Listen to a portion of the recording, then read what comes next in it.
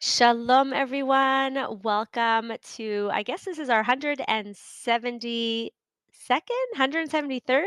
Coffee and Connection. I wasn't even thinking we were going to do one today, but yes, happy Hanukkah, Chodesh Tov already from where I am in the world. And it really is. I had so many thoughts that I've just have been going through my head, and I was kind of thinking through them. And I'm like, I want to share these ideas with all of you. Maybe I'll send a message, maybe I'll send a little video. And then I was like, you know what? I just always love doing it live. It's great to have your energy. It's good to know that I'm speaking to real people. And that always helps me to express it to you in, like with authenticity and just being real, right? Because we get to have this conversation together. So, I'm really, been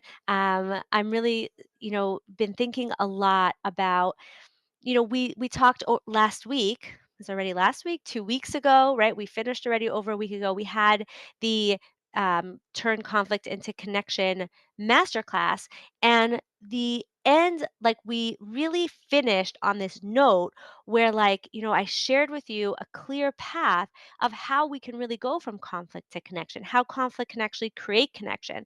I've really been thinking about it a lot, just like seeing it practically in my life, seeing it practically in my clients' lives, how it's a real thing, like when conflict comes up, right? Which is going to happen on a regular basis. We're going to have our challenges, we're going to have our inner just stuff going on, we're going to have the stuff going on in our lives, people that we're dealing with, everyone's unmet expectations, different people's desires, right? Trying to keep everyone happy when they're home, they're not home, like everything that's going on, right? Trying to deal with all the different stress of, of lighting on time and getting to parties and dealing with the the donuts and like the latkes, everything that's going on, not just in Hanukkah, but always there's always going to be that question of, when we see that the conflicts coming up, when we see a challenge, when we see a place that we feel stuck, to really, when we can have empathy, when we can have clarity and tools and skills, we can actually go to understand the situation better, understand ourselves better, understand the other person better, and that really does lead to connection. And as I, made it very clear and I showed you the whole path, I laid it all out, the question that always comes up is that question of how. But how do we do it? Right? And this is where we very often get stuck. Now, I very much relate to this like question of how. I remember feeling it so often in my journey. I was very much a learning addict. I love learning. I love reading. Here's a little fun fact about me. When I was a kid, around 10 or so, all my friends had a nickname for me, and that was Books. They literally called me Books because I was always reading. And that was not something I just did when I was 10. It's something that continued with me into my life, right? Even now, I love reading. I love books. I love learning. And learning is so powerful, right? Learning gives us knowledge, it gives us information, it gives us inspiration. We love learning, right? Like Judaism is obsessed with learning, right? It's something that other cultures cannot necessarily understand. Like we learn the same things over and over and over again, right? Because we understand that as we learn it, we understand it deeper, right? And we'll understand it in a different way based on where we are in our lives. So we don't just learn, we relearn and we overlearn, right? And we're very into learning as like even a daily event, a daily practice. We love learning, but learning on its own is not enough, right? Learning on its own is always going to leave us with that question, how? And like I was saying, in my own journey, I was always reading, I was always learning from the time that I got married. I was reading every book I could and going to classes and talking and just like learning so much. But the question will always come back to how. The question will always come back to how do we integrate it, right? How do we take what we're learning? And let's be honest, there is no shortage of learning that we can do these days, right? You can come to Coffee and Connection and you can go to someone else's podcast, you can read another book, you can listen to shiurim. There is always what to learn. Learning is always available to us. And we could spend, like I was telling you, I spent so much time learning all the time, but I remember always being left with that question, how? And I would read these books and I would listen to these even like courses, and I'd be left with these questions like, yeah, but how does that apply to my life? How does that apply to my situation? What do I do when my husband says X? What do I do when I'm feeling Y? What do I do? You're talking about how to, I don't know, how to be respectful. What do I do when I'm not being treated respectfully? You're talking about how to, in like how to deal with uh, your kids, but what do you do when they say, they say something mean to you? Like, how do you respond? Like, even the little practical things, because you could talk for forever about how to create, a beautiful Shabbos table, but then what do you do when life comes up, right? How do you actually live it in like the day-to-day life challenges? And that really, the answer to that is actually connected to Hanukkah, right? Interestingly enough, and this is why I was like, I have to share these things with you like live today, because Hanukkah, I'm sure maybe you're aware, maybe you're not aware. Hanukkah actually comes from the word the Chanukat Hamizbeach, right? The inauguration of the altar when they rededicated it. And that word, the word of Chanukat Hamizbeach, like a Chanukat Bayit, is related to the word for education, right? Education is called in Hebrew chinuch, right? The word chinuch, education, is different than learning. It's different than teaching, right? We have a mitzvah to teach our children, but we also have it like falls under this like overarching idea of chinuch, educating our children. And educating, chinuch, we'll just use that word because it doesn't really have an English translation, is much more than just teaching. It's much more than just learning. It's like if we want, I remember years ago hearing someone say this, and I apologize, I can't remember the source, but somebody was asked to give a talk on the importance of, I'll even paraphrase, like I'm even going to take the story and like shift it to one I think as parents today we can really understand. Like, imagine someone says to you, like, I want you to come and give a talk to a group of 16-year-old girls on the importance of sneas, okay? Importance of modesty and how they should dress and all like this. I don't even like the word modesty, it's really dignity, but that's a whole separate conversation. And the story went that like this guy was telling somebody that he was asked to come speak about a certain topic. He was asked to speak um about respected kibbud av v'em, and the guy said to him, another person said, just tell them that it's a mitzvah, that they have to do it. Like, no one needs to know anything more than that. And I just like, when I heard that, I was like, imagine going to like a bunch of 16-year-old girls and just being like, well, this is what you have to do. Now, obviously, you're talking to them because they're already struggling, right? Otherwise, they wouldn't necessarily have invited you in. So like, you're invited to talk to a bunch of struggling 16-year-old girls. And the answer is, this is what I'm going to tell you, that why should you do it? Because this is what you're supposed to do. How far is that gonna get you in helping these girls love the mitzvah of tznius and wanting to keep it and wanting to change what they're wearing and going to the mall and looking at clothes, or no one goes to a mall anymore, but looking online and shopping differently, walking up and down Yafo and shopping differently, stuff like wanting to dress that way. How much is that gonna happen because you told them this is what you have to do? So, right? Like, it's not just about telling them. It's about chinuch is more than just teaching. It's about showing. It's about an experience. It's about supporting them. It's about understanding. It's about modeling. It's about embodying. If we want to teach our children something, we can't just tell them what to do, right? We have to show them. We have to have relationship with them. We have to model for them. We have to embody it, right? It's not just about telling them. It's not just about them learning. It's about them seeing it, being engrossed in it, seeing the positive of it, not seeing us crexing about it, but seeing us light up about it, seeing us like being happy as we're doing it, right? Not like there's such a difference between teaching, learning, telling, and educating, right?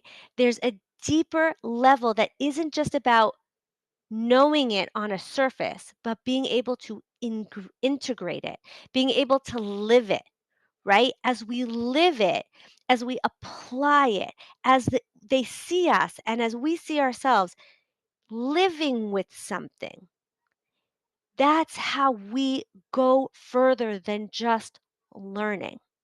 Right? We have to know how to integrate it. We have to be able to engage with it. We have to be able to, that's why on Pesach, we don't just even tell the story. We barely tell the story in the Haggadah, right? What is that? The Haggadah is supposed to create conversation. It's supposed to create engagement. It's supposed to create a situation where we're talking about it and we're thinking about it and we're living it. We're experiencing it. That is a night of chinuch, right? And so we see that going from learning to a deeper understanding is going to come through engaging with something. It's not just that we know it, it's not just that we learn, but we engage, we go deeper than the learning. Now, interestingly, I was speaking to someone about this today, and they were sharing with me this idea that knowledge, people always say that knowledge is power. But there's this one life coach out there who says knowledge isn't power, knowledge is potential for power. The question is what you do with the knowledge. And ladies, this was just like the final, like, oh my gosh, I have to get on here and talk to all of you today because that whole concept of potential, right? The potential for power versus seeing it as actually powerful, right? If we just see that knowledge equals power, then all you'd have to do is sit and learn, right? Sit and learn. Just learn it. Just read books, listen to classes, listen to this podcast, read that book, listen to this year, and that would be it. But knowledge itself is not power. Knowledge is potential power. The question is what we do with it. And ladies, I was just an hour before I heard my husband giving this little Dvar Torah on Hanukkah and the difference between gifts and gelt. Right? What's Hanukkah gelt? Traditionally, Jews didn't give gifts on Hanukkah. All the sources talk about giving money, what we call Hanukkah gelt, right? Why did Jews always give gelt on Hanukkah? Why do we give money? Because as opposed to a gift, which is a thing, money, what is money? Money is seen in Judaism, it's not good or bad.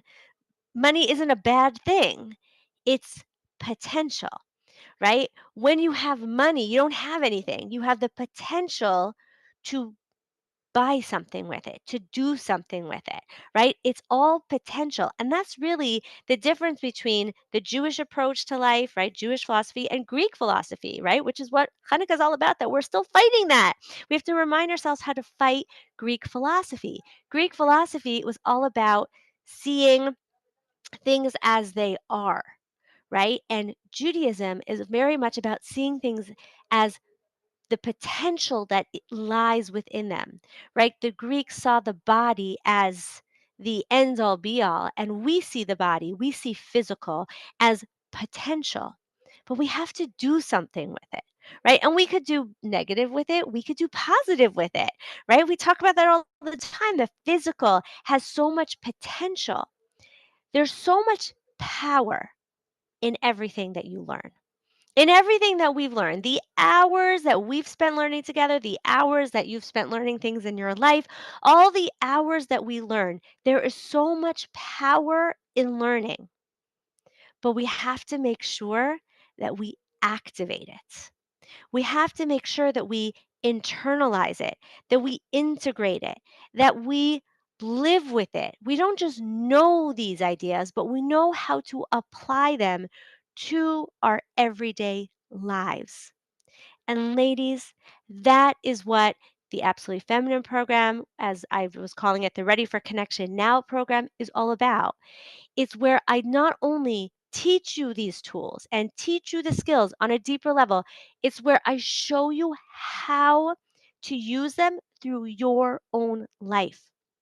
Through real life examples from all your questions and the other women in the program's question. You get to hear real life examples of how to live with these skills, how to use them. And yes, it is great to learn, but through integration is how we actually actualize it. And then everything that you learn starts to fall into place. It starts to make sense, right? We can use it. You no longer have to sit there going, oh, I don't know how to apply this to my life. Well, it doesn't fit with my husband. Well, it doesn't fit me, not my kids, right? And when we can have clarity, when we can engage with the information, when we can ask for support, when you have that guidance, that's how knowledge becomes power. Because otherwise, it is only potential power. And my goal is to help you make it actually powerful. And so, everything that I offered for you at the end of that masterclass, some of the bonuses have gone away because it's, later than the initial deadline, but I am going to leave the price as it is, and the rest of the bonuses that you can still see there on at channadeutsch.com/connection. I believe that is the that was the site. Yeah, channadeutsch.com/connection. You can still see it there, everything that's available for you. And let's be real here, okay? Yes, it is an investment, but remember that it is a year-long investment. And over the course of the year, you're going to have clarity, you're going to have guidance, you're going to have coaching, you're going to have that not just learning, but the engagement. And really, when you break it down, it comes out to $10 a day if you do the monthly payments. $10 a day, $75 a week. And I know how much we can end up investing in different ways to get guidance. And what I can tell you is that what my clients have told me in the past is that doing this program gave them more clarity and more ability to create the connection they actually wanted to have than many of the other things that they had tried, spending 100, 200. Now I hear even more hundreds of dollars per week. Okay. You also have the pay in full option, which gives you a further discount. And I'm standing here for you to be able to not just learn, but to be chinuch, right? To educate, to not just know these ideas, but know how to use them. And yes, you're not just going to be educating yourself. These skills, like I shared in the masterclass, is how when we use them, we not only have a better relationship with our children, which will then create a different dynamic when you're trying to teach them, to educate them, but you're going to teach them these skills, not through telling them about them, through modeling them, through showing them. They're going to have different relationships. You're going to be creating generational shifts. You're going to break generational patterns as you're not only going to shift your home, but you also get to create shifts in the homes that they will build, Be'ezrat Hashem. And even if your children are all married and out of the house already, they're still learning from you. They're still watching you. And if they're very young, you're definitely, the earlier that you start using these skills, the bigger I remember just recently a woman sharing with me a story of like how her son was upset about something. I hope I'm remembering the story exactly correctly. Her son was upset, and she said he was very upset, but then he said to me something like, "Wait, I'm allowed to be sad right now. I'm going to go and just be sad." And he gave himself the permission to go be sad.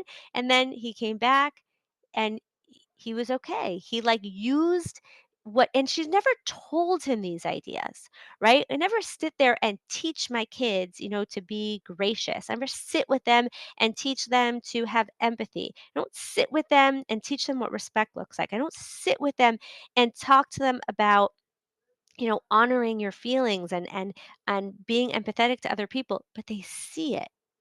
They learn it. The shift that it makes, and I've had clients tell me, from 6 years ago, they'll send me messages, "I just want you to know the difference. I see my kids interacting with each other, and I'm just shocked." It's like it's as if they've taken your program. The power in integrating and using and engaging with the content the way that you will when you have me as your coach is game changing for you and for your whole family.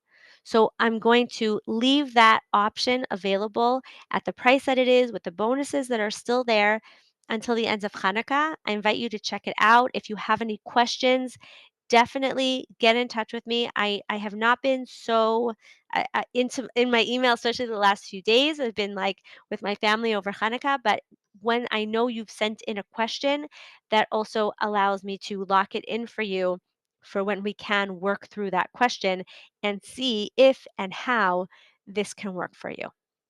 Okay, ladies. So thank you for coming on this, last minute session. If you're listening to the recording, thank you for taking time out of your Hanukkah to listen. I hope that this has given you some perspective on the ideas of Hanukkah, on how you can get over whatever hurdle is getting in your way so that you can, you know, make that jump from learning to feeling that it's transformative, right? In whatever area of your life you're feeling that. And I look forward to connecting with you further. And again, Hanukkah Sameach, Chodesh Tov. May we all feel the light just expand in our lives as we're now towards the second half of Hanukkah, where Rosh Chodesh, like this is the darkest nights, and the light is only going to grow. The light from here should only grow for each of us personally, for all of Am Yisrael, for the whole world, and may we each feel like we're doing our part in a sweet, loving way to light up that darkness and bring the world closer and closer and closer to the light that is possible for all of us in the clarity that we're all searching for. Thank you all, and until next time, may we all be blessed to live, love, and be loved with all our hearts. Goodbye for now.